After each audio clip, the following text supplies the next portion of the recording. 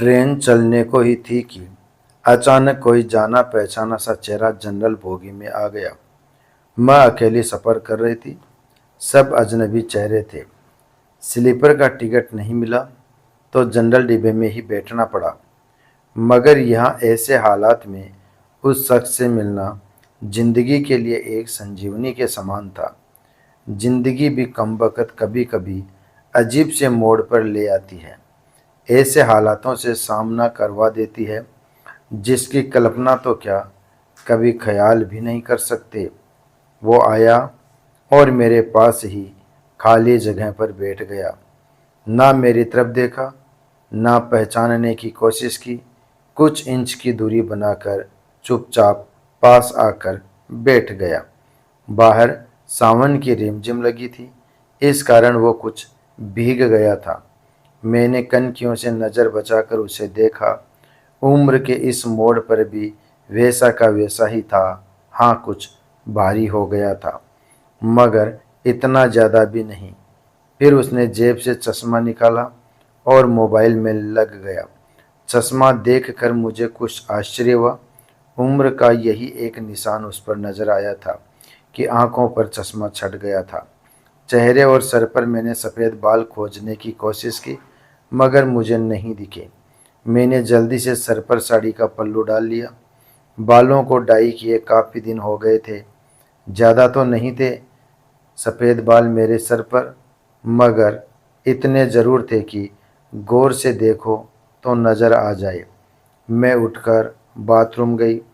Hand bag से face wash निकाला, चेहरे को ढंग से धोया, फिर शीशे में चेहरे को गौर से देखा। पसंद तो नहीं आया, मगर अजीब सा मुँह बनाकर मैंने शीशा वापस बैग में डाला और वापस अपनी जगह पर आ गई। मगर वो साहब तो खिड़की की तरफ से मेरा बैग सरकाकर खुद खिड़की के पास बैठ गए थे। मुझे पूरी तरह देखा भी नहीं, बस बिना देखे ही कहा, सॉरी। भाग कर चढ़ा तो पसीना आ गया था। थोड़ा सूख जाए फिर अपनी जगह बैठ जाऊंगा। फिर वह अपने मोबाइल में लग गया। मेरी इच्छा जानने की कोशिश भी नहीं की। उसकी यही बात हमेशा बुरी लगती थी। फिर भी ना जाने उसमें ऐसा क्या था कि आज तक मैंने उसे नहीं बुलाया। एक वो था कि 10 सालों में ही भूल गया। मैंने सोचा शायद अभी तक गौर नहीं किया, पहचान लेगा। थोड़ी मोटी हो गई हूँ, शायद इसलिए नहीं पहचाना। मैं उदास हो गई। जिस शख्स को जीवन में कभी बुला ही नहीं पाई, उसको मेरा चेहरा ही याद नहीं। माना कि इनकी औरतों को ताड़ने की आदत नहीं, मगर पहचाने भी नहीं। शादीशुदा है, मैं भी शादीशुदा हूँ। जानती थी इसके साथ रहना मुश्किल है, मगर इसका मतलब यह तो नहीं कि अपने ख्यालों को, अपने सपनों को जीना छोड़ दूँ। एक तमन्ना थी कि कुछ पल खुल के उसके साथ गुजारूं, माहौल दोस्ताना हो, मगर हो तो सही।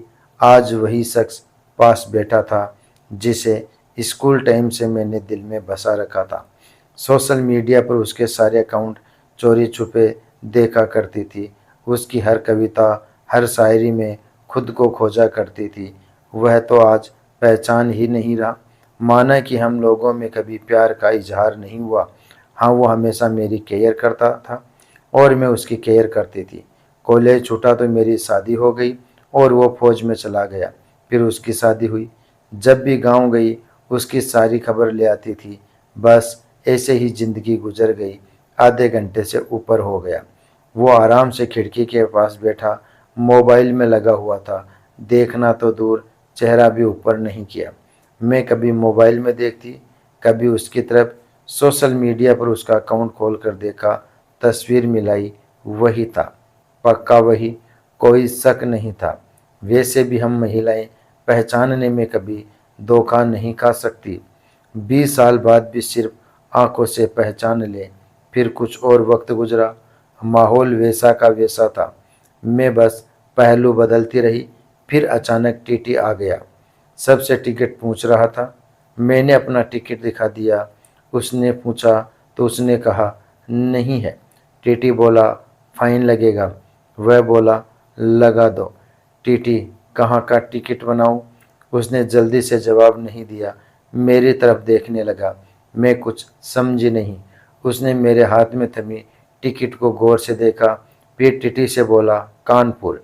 टीटी ने कानपुर की टिकट बना दी और पैसे लेकर चला गया। वह फिर से मोबाइल में तल्लीन हो गया। आखिर मुझसे रहा नहीं गया। मैंने पूछ ही लिया, कानपुर में कहाँ रहते हो? वह मोबाइल में नजरें गड़ाए हुए ही बोला, कहीं नहीं। वह चुप हो गया। मैं फिर बोली, किसी काम से जा रहे हो? वह बोला, हाँ। अब मैं चुप हो गई। वह अजनबी की तरह बात कर रहा था और अजनबी से कैसे पूछ लूँ किस काम से जा रहे हो। कुछ देर चुप रहने के बाद फिर मैंने पूछ ही लिया, वहाँ शायद आप नौकरी करते हो? उसने कहा, नहीं। मैंने फिर हिम्मत करके पूछा, तो किसी से मिलने जा रहे हो? वही संक्षिप्त उत्तर, नहीं। आखिरी जवाब सुनकर मेरी हिम्मत नहीं हुई कि और भी कुछ पूछूं। अजीब आदमी था, बिना काम सफ़र कर रहा था। मैं भी मुँह फेर कर अपने मोबाइल में लग गई। कुछ देर बाद खुद ही बोला, ये भी पूछ लो क्यों जा रहा हूँ कानपुर। मेरे मुंह से जल्दी से निकला, बताओ क्यों जा रहे हो? फिर अपने ही उतावलेपन पर मुझे शर्म सी आई। उसने थोड़ा सा मुस्कुराते हुए कहा, एक पुरानी दोस्त मिल गई जो आज अकेले सफ़र पर जा रही थी। फौजी आदमी हूँ, सुरक्षा करना मेरा कर्तव्य है। अकेले कैसे जाने देता, इसलिए उसे कानपुर तक छोड़ने जा रहा हूँ। इतना सुनकर मेरा दिल जोर से धड़का। नॉर्मल नहीं रह सकी मैं, मगर मन के भावों को दबाने का असफल प्रयत्न करते हुए मैंने हिम्मत करके फिर पूछा, कहाँ है वो दोस्त? कमबख्त फिर मुस्कुराता हुआ बोला, यहीं मेरे पास बेटी है ना।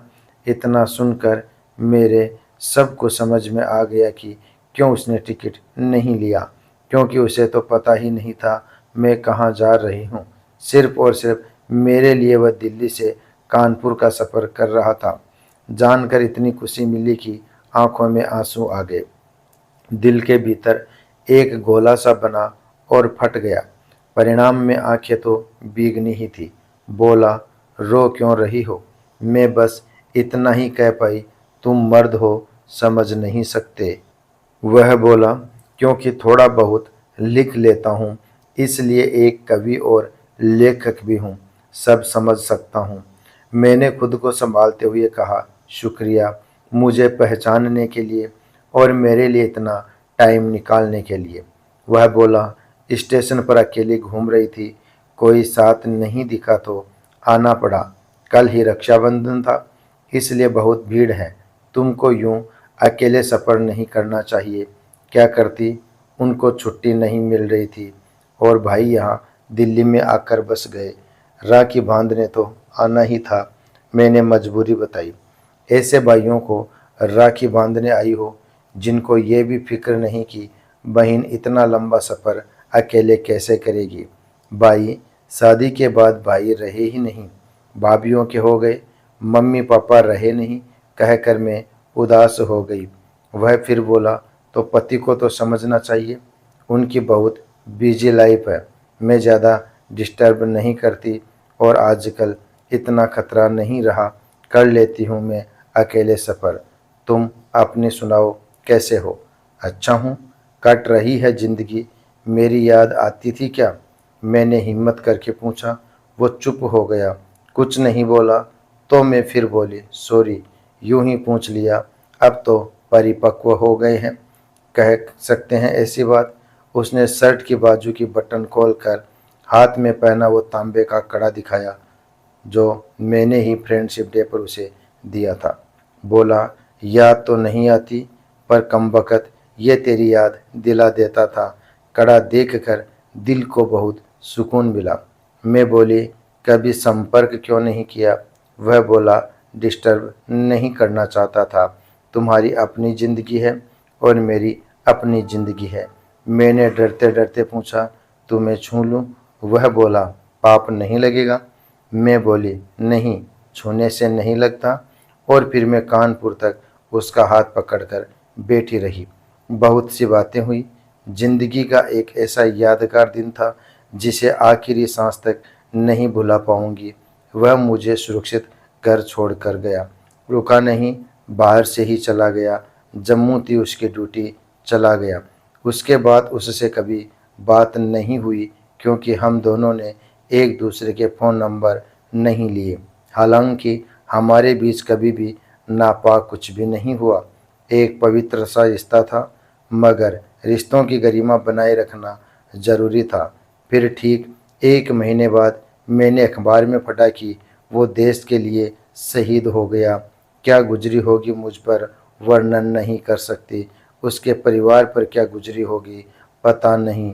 लोक लाज के डर से मैं उसके अंतिम दर्शन भी नहीं कर सकी। आज उससे मिले 1 साल हो गया है। आज भी रक्षाबंधन का दूसरा दिन है। आज भी सफ़र कर रही हूँ, दिल्ली से कानपुर जा रही हूँ।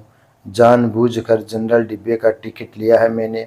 अकेली हूँ, न जाने दिल क्यों आस पाले बैठा है कि आज फिर आएगा और पसीना सुखाने के लिए उसी खिड़की के पास बैठेगा।